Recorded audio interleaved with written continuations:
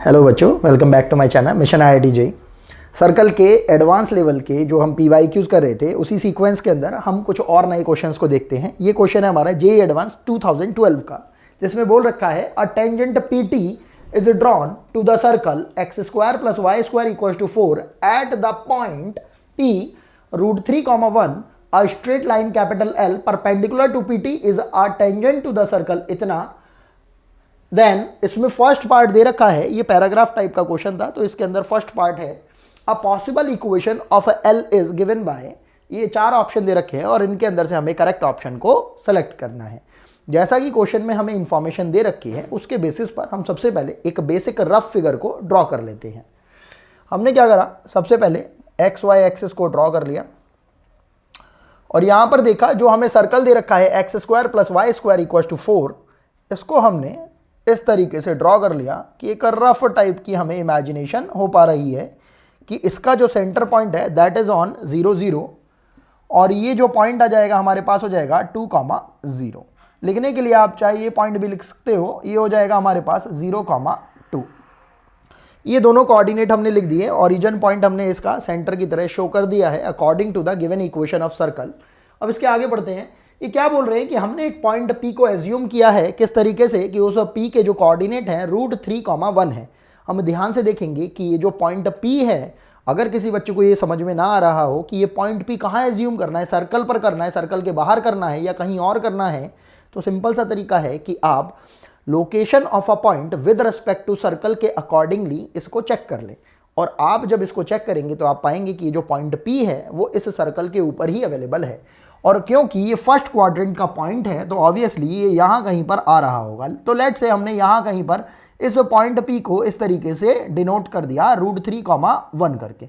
अब ये क्या बोल रहे हैं, इस पर्टिकुलर पॉइंट P पर हमने एक टेंजेंट लाइन को ड्रॉ किया है जिसका नाम है PT। अब इस PT लाइन के लिए अब इन्होंने कुछ और भी बता रखा है, a straight line L perpendicular to this PT, मतलब इस लाइन के परपेंडिकुलर एक लाइन कैपिटल L को ड्रॉ किया गया है और क्या बोला गया है कि वो जो लाइन L है that is a tangent to the circle x - 3 whole square plus Y square equal to 1। अगर हम इस सर्कल को थोड़ा रफली ड्रॉ करने की कोशिश करें तो हम देखेंगे कि 2 तो हमने यहां पर एज्यूम कर लिया है कहीं पर, x - 3 इसके अकॉर्डिंगली जो इसके सेंटर कोऑर्डिनेट आ जाएंगे वो कितने आ जाएंगे 3, 0। तो लेट से वो कहीं यहाँ कहीं पर आ रहे हैं तो वो 3, 0 हमने यहाँ पर बना लिए। उसके अलावा इसकी जो रेडियस आ रही है वो कितनी आ रही है 1। यहाँ से अगर हम रफली भी अगर अपने दिमाग में अपने माइंड में इमेजिनेट कर पा रहे हैं क्वेश्चन को, तो हम देखेंगे कि जब 1 रेडियस इस वाले सर्कल की रहेगी तो वो सर्कल जब 3 पर अपना सेंटर बनाए हुए है तो उसकी रेडियस इस 2 से 3 के बीच में इस तरीके से रहेगी कि बनने वाला जो सर्कल है वो कुछ इस टाइप का सा बनेगा। ये सर्कल जैसे ही आपका बन जाता है और इमेजिनेशन जब आप अच्छे से इसके अंदर लगा देते हैं तो आपको क्वेश्चन कुछ कुछ समझ में आना लग जाएगा।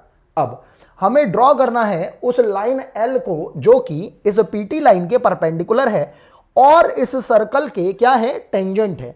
तो आप ध्यान से देख सकते हैं कि अगर हमें एक लाइन L को बनाना है इस तरीके से जो इस PT लाइन के परपेंडिकुलर हो और इस सर्कल के टेंजेंट की तरह भी वो वर्कआउट करे, तो हम देखेंगे कि परपेंडिकुलर लाइन कुछ इस तरीके से जा रही होगी। ये परपेंडिकुलर हो गई, ये लाइन L हो गया और ये कांटेक्ट पॉइंट हो गया। और इसी तरीके से एक लाइन L को हमने ऐसे भी ड्रॉ कर लिया है जो इस सर्कल के लिए x स्क्वायर x - 3 का whole square plus Y square equal to 1 को टच करके जा रही है। तो ये L की 2 पॉसिबल इक्वेशंस एग्जिस्ट कर सकती हैं। यहां पर ये समझना भी अपने आप में बहुत इंपॉर्टेंट है कि आखिर जो L लाइन थी और जो PT के परपेंडिकुलर थी और जो circle x - 3 whole square plus Y square equal to 1 circle की टेंजेंट की फॉर्म में दे रखी है, वो किस तरीके से एक रफली फिगर के अंदर ड्रॉ की जा सकती है वो हमने ड्रॉ कर ली है। अब हमें इस L की पॉसिबल इक्वेशन को निकाल के बताना है इन चारों में से। तो हम देखते हैं क्या कि हमें पता है कि ये जो PT लाइन है, हम सबसे पहले बात करते हैं फॉर लाइन PT, इसके अंदर इस P पॉइंट के थ्रू पास होने वाली ये जो लाइन की इक्वेशन है, हम सिंपल से सर्कल की इक्वेशन का यूज करके टेंजेंट लाइन को ड्रॉ कर सकते हैं। हमें पता है इस सर्कल की इक्वेशन है हमारे पास x square plus Y square equals to 4। तो यहां से पॉइंट P √3, 1 का यूज करते हुए टेंजेंट की इक्वेशन आ जाएगी हमारे पास x(x1) plus y(y1) equals to जो भी हमारे पास ये वैल्यू दे रखी होती है 4। तो ये हमारी इक्वेशन हो जाएगी √3x plus Y equals to 4। Let's say this is the equation number 1। अब ये जो इक्वेशन आई है ये पीटी की इक्वेशन है। हमें जो इक्वेशन निकालनी है वो एल की निकालनी है। जो एल की इक्वेशन होगी वो जो स्लोप रखेगी उसका स्लोप और इस पीटी लाइन के स्लोप में जो हमारे पास रिलेशनशिप आएगा वो वही रिलेशनशिप रहेगा जो दो परपेंडिकुलर लाइंस के स्लोप के बीच में रहता है। और वो हमारे पास क्या रिलेशन रहता है, m1 m2 इक्वल्स टू -1। मतलब अगर हम इस लाइन का स्लोप निकाल लेते हैं m1 कहकर, तो m1 कहकर हमारे पास इस लाइन का स्लोप आ रहा है -√3। तो ऑब्वियसली जिस लाइन L के लिए हम बात कर रहे हैं, अगर हम बोल देते हैं फॉर लाइन कैपिटल L, तो यहां पर जो उसका स्लोप आएगा, इस लाइन का स्लोप कैपिटल L वाली लाइन का, लेट से उसका स्लोप अभी के लिए हम क्या बोल रहे हैं m2, तो वो कितना हो जाएगा हमारे पास +1/√3।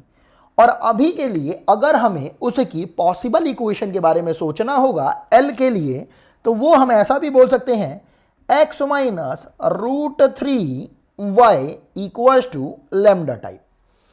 ये आपने अपने 10th स्टैंडर्ड 11th स्टैंडर्ड में जब बेसिक कोऑर्डिनेट ज्योमेट्री को पढ़ा होगा तो आपने इस तरीके से इक्वेशन बनाना भी सीखा होगा। तो वही बेसिक अपनी कोऑर्डिनेट ज्योमेट्री का यूज करते हुए हमने इस परपेंडिकुलर लाइन L के लिए जो पॉसिबल इक्वेशन है वो कुछ इस टाइप से ड्रॉ कर दी है। अब यहां पर फिर से एक बेसिक कॉन्सेप्ट हम यूज कर रहे हैं, वो क्या कि अगर ये लाइन इस लाइन L और इस लाइन L को रिप्रेजेंट कर रही है तो ये लाइन इस पर तो टेंजेंट नहीं है, वो टेंजेंट किस पर है, इस पर्टिकुलर सर्कल के ऊपर है। तो अगर हमने इसके सेंटर से यहां पर इस कांटेक्ट पॉइंट को मीट करा दिया तो ये परपेंडिकुलर की तरह एक्ट करेगा और ये जो लेंथ होगी ये हमारे पास रेडियस की तरह वर्क करेगी। बस इतना सा हमें कॉन्सेप्ट लगाना है और हमारे पास लैम्डा की वैल्यू आ जाएगी और उसके बेसिस पर हमारे पास पॉसिबल वैल्यूज ऑफ L आ जाएगी।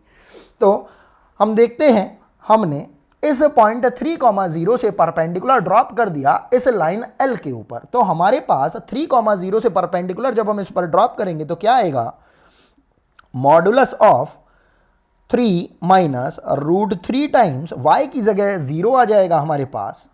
एंड ये जो लैम्डा था इसको इक्वल टू से हम LHS साइड में लेके आ जाएंगे -λ upon under root of x के कोफिशिएंट का स्क्वायर मतलब 1 प्लस y के कोफिशिएंट का स्क्वायर मतलब 3 इक्वल्स टू, ये किसके इक्वल आ जाएगा, इस लेंथ के इक्वल। और ये लेंथ कितनी है हमारे पास, ये रेडियस के इक्वल हो जाएगी। ये हो गया हमारे पास 1। यहां पर इसे थोड़ा सिंप्लीफाई करेंगे तो देख रहे हैं ये हो जाएगा मॉडुलस ऑफ 3 - λ इक्वल्स टू, यहां पर देख रहे हैं 1 + 3 4 हो गया, 4 का अंडर रूट 2 हो गया, 2 को हमने यहां भेज दिया RHS में। इसको और थोड़ा सिंप्लीफाई कर लेंगे, हमने जब मॉडुलस को हटाया तो हमने प्लस माइनस का साइन 2 के अंदर भेज दिया, तो वो हो गया हमारे पास 3 - λ इक्वल्स टू +-2। और यहां से लैम्डा की हमारे पास दो वैल्यू आ जाएंगी। जब माइनस वैल्यू लिए तो 5 हो गया और जब प्लस वैल्यू ली तो हमारे पास 1 आ गया। तो यहां से हमारे पास लैम्डा की दो वैल्यू आ रही हैं, लैम्डा इक्वल्स टू 5 and 1। अब इन दोनों वैल्यूज का यूज करते हुए अगर हम लाइन L की इक्वेशन को अगर बताएं तो केवल दो ही टाइप की हमारे पास इक्वेशन ऑफ L आ पाएंगी। वो कितनी हो जाएंगी हमारे पास, x -√3y इक्वल्स टू 1 और x -√3y इक्वल्स टू 5। अब इन दोनों ही इक्वेशंस को देखते हुए अगर हम यहां पर चेक करते हैं तो हमारे पास एक तो पॉसिबल इक्वेशन आ रही है x -√3y equals to 1 and बस एक यही इक्वेशन हमारे पास सेट बैठ पा रही है। तो हमारा जो करेक्ट ऑप्शन हो जाएगा वो कौन सा हो जाएगा, ऑप्शन नंबर A। यही हमारा रिक्वायर्ड आंसर हो जाएगा। अब बात करते हैं इसके सेकंड पार्ट की, सेकंड पार्ट जो कि अभी हम लिखने वाले हैं। तो इसके सेकंड पार्ट की बात करते हैं। सेकंड पार्ट में देखिए क्वेश्चन तो हमारा लगभग वैसा सा ही है क्योंकि पैराग्राफ का क्वेश्चन है। सेकंड पार्ट में हमसे क्या बोल रहे हैं, अ common tangent of the two circles is. यहां पर हमें 4 ऑप्शन दे रखे हैं, फिर से हमें किसी एक करेक्ट ऑप्शन को इसके अंदर से बताना है। तो हम देख पा रहे हैं एक कॉमन टेंजेंट तो हमें डायरेक्टली इसके अंदर दिख पा रही है। ये हमने पहले वाला सर्कल बना दिया x² + y² = 4, और ये हमारा दूसरे वाला सर्कल हो रहा है x - 3 का होल स्क्वायर प्लस y² = 1। इसकी रेडियस है 1 और इस वाले की रेडियस हो गई 2। तो एक कॉमन टेंजेंट जो हमें बिना ड्रॉ किए ही समझ में आ रही है वो क्या हो सकती है, जो कि इस कॉमन पॉइंट से पास हो सकती है। लेकिन इस ये जो टेंजेंट है इसकी इक्वेशन हो जाएगी x = 2। तो यहां पर अगर हम देखते हैं x = 4 भी इसकी कॉमन टेंजेंट नहीं दिख रही है, y = 2 भी इसकी कॉमन टेंजेंट नहीं दिख रही है। तो ऑब्वियसली हमारे पास ये जो कॉमन टेंजेंट है x = 2, ये तो हमारे पास अवेलेबल ऑप्शंस में नहीं है। अब बात करते हैं हम ऐसे वाली किसी कॉमन टेंजेंट की जो इस टाइप से जा रही होगी या कुछ इस टाइप से जा रही होगी। अब इन दोनों ही टाइप की टेंजेंट की इक्वेशन को किस तरीके से निकालना है, उसी के लिए हमें थोड़ा सा वर्कआउट करना पड़ेगा। जब भी कभी हम सर्कल पर किसी टेंजेंट के बारे में जब सोचते हैं तो हम इसे 2 तरीके से सोचते हैं। एक तो तब जब पॉइंट सर्कल के ऊपर अवेलेबल हो, और एक तब जब सर्कल के ऊपर पॉइंट अवेलेबल ना हो। तो हमें यहाँ पर इस पॉइंट का और इस पॉइंट का नहीं पता है, और हमें टेंजेंट की इक्वेशन को जनरलाइज फॉर्म में इस तरीके से बनाना हो कि वो इस सर्कल के ऊपर से भी टच होके जाए और इस सर्कल के ऊपर से भी होकर टच होकर जाए, मतलब दोनों के लिए ही as a common tangent work करे। तो हम इसके लिए एक जनरलाइज इक्वेशन लिखते हैं टेंजेंट की। वो क्या होती है, y = mx + c। अब इस सिचुएशन के अंदर हमें पहले एज्यूम करना पड़ेगा कि लेट से हम इस पर्टिकुलर सर्कल C1 के लिए बात कर रहे हैं, और ये हो गया हमारे पास सर्कल C2। तो अगर हम C1 सर्कल की बात करते हैं और जो टेंजेंट की इक्वेशन y = mx + c इस सर्कल C1 को टच करके जा रही है, तब उस केस के अंदर हम जानते हैं कि अगर हमारे पास स्टैंडर्ड इक्वेशन C1 की x² + y² = a² होती है और हम इन दोनों ही इक्वेशंस को सॉल्व करते हैं, तो हमारे पास टेंजेंट की जो रिक्वायर्ड इक्वेशन आती है वो हो जाती है y = mx + a √1 + m², जहां पर a जो है वो रिप्रेजेंट कर रहा है सर्कल की रेडियस को। अब हम जानते हैं कि इस सर्कल C1 की जो रेडियस है वो कितनी दे रखी है, 2। तो हमारे पास ये जो इक्वेशन हो जाएगी टेंजेंट की, जो कि इस सर्कल के ऊपर से टच होके जा रही है, चाहे वो ये टेंजेंट आप एज्यूम कर लो, चाहे आप वो ये टेंजेंट एज्यूम कर लो, वो हो जाएगी y = mx + 2√1 + m²। इसको लेट से अभी के लिए हमने इक्वेशन नंबर 1 बोल दिया। अब बात आती है कि यही टेंजेंट की जो इक्वेशन है वो इस सर्कल दूसरे वाले circle x - 3 whole square plus y² = 1 के लिए भी एज अ टेंजेंट वर्क कर रही है। अगर ये इसके ऊपर टेंजेंट की तरह वर्क करेगी तो हम देख रहे हैं फिर से जेईई एडवांस लेवल पर एक ही कॉन्सेप्ट को दोबारा से पूछा गया है। मतलब अगर हम इस सेंटर पॉइंट से इस टेंजेंट के ऊपर अगर परपेंडिकुलर अगर ड्रॉप कर देंगे तो वो जो लेंथ होगी परपेंडिकुलर ड्रॉप की वो इक्वल टू रेडियस हो जाएगी। बस इसी कॉन्सेप्ट को हमें यूज करना है और हमारा क्वेश्चन बहुत ही ईजिली हो जाएगा। तो हम देखते हैं, जब हमने 3,0 मतलब इस सेंटर पॉइंट से इस टेंजेंट के ऊपर परपेंडिकुलर ड्रॉप किया तो वो हमारी रेडियस के इक्वल हो जाएगा। कौन से वाले सर्कल की, इस वाले सर्कल की रेडियस के इक्वल। तो हमने जब परपेंडिकुलर ड्रॉप किया 3,0 से, तो इस इक्वेशन के अंदर कितना हो जाएगा, m टाइम्स ऑफ 3 माइनस 0, क्योंकि y को हम RHS में लेके आ गए, प्लस 2√1 + m² होल अपॉन में √ x के कोफिशिएंट का स्क्वायर प्लस y के कोफिशिएंट का स्क्वायर मतलब 1 इक्वल्स टू, ये हो जाएगा इसकी रेडियस के बराबर। रेडियस कितनी दे रखी है इसकी, 1। बस अब हम इसे थोड़ा सा मैनिपुलेट कर देंगे, थोड़ा सिंप्लीफाई कर देंगे, तो देखेंगे ये जो क्वांटिटी रहेगी हमारे पास under root of M square plus 1, ये तो बेसिकली हमें एक पॉजिटिव क्वांटिटी मिलने वाली है, तो मॉडुलस इससे हटा देंगे तो हमारे पास बन रहा है modulus of 3m plus twice time of under root of 1 plus M square equals to under root of M square plus 1, या 1 प्लस एम स्क्वायर भी आप इसको बोल सकते हैं। अब यहाँ पर जैसे ही आप इस मॉडुलस को हटाएंगे तो आप देखेंगे आपके पास हो जाएगा 3m plus twice time of under root of 1 plus M square equals to plus minus under root of M square plus 1। मतलब ये जो क्वांटिटी जो भी आ रही होगी हमारे पास एम स्क्वायर प्लस 1 के अंडर रूट से, उसके ऊपर अगर हम प्लस माइनस वैल्यू अगर लगा देंगे तो हमारे पास m की दो पॉसिबल वैल्यू एग्जिस्ट करनी स्टार्ट हो जाएंगी। वो क्यों? क्योंकि हम देख रहे हैं दो कॉमन टेंजेंट एग्जिस्टेंस में आ रही है यहाँ पर। अब अगर हम और ध्यान से देखें यहाँ पर ये जो क्वांटिटी है कुछ इसके जैसी सी दिखाई दे रही है, तो हम यहाँ पर बोल सकते हैं केस 1 करके, केस 1 जब हमने पॉजिटिव केस को लिया, यहाँ पर लिख दिया पॉजिटिव केस, तो हमारे पास इक्वेशन हो जाएगी ये कुछ 3m equals to minus under root of 1 plus M square, और जब हम इसको थोड़ा सा और सॉल्व करेंगे तो हमारे पास वैल्यू हो जाएगी 9m square equals to 1 plus M square, और यहाँ से एम स्क्वायर की वैल्यू आ रही है 1 अपॉन 8, यहाँ से एम स्क्वायर की वैल्यू आ रही है 1 अपॉन 8, और m की वैल्यू आ जाएगी प्लस माइनस 1 अपॉन 2 रूट 2। इसी तरीके से हम बात कर सकते हैं नेगेटिव वाले केस के लिए, इसको हमने बोल दिया केस नंबर 2। जब हम यहाँ इस वैल्यू में पॉजिटिव की बजाय नेगेटिव वैल्यू को लेते हैं तो हमारे पास वैल्यू हो जाएगी 3m इक्वल्स टू, ये नेगेटिव ले लिया और ये भी नेगेटिव ही बनाने वाला है, तो टोटल हो जाएगा -3 times of under root of M square plus 1।